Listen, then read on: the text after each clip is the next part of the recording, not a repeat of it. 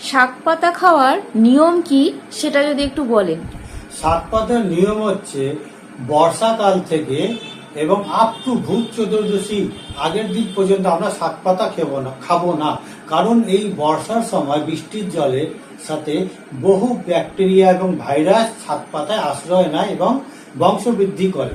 এই সময় যদি আমরা শাক পাতা খাই তাহলে দেহে নানা ধরনের রোগের উৎপত্তি ঘটতে পারে, যে কারণে গ্রাম বাংলায় শাক পাতা এই সময় খাওয়াকে নিষেধ করা হয়েছে।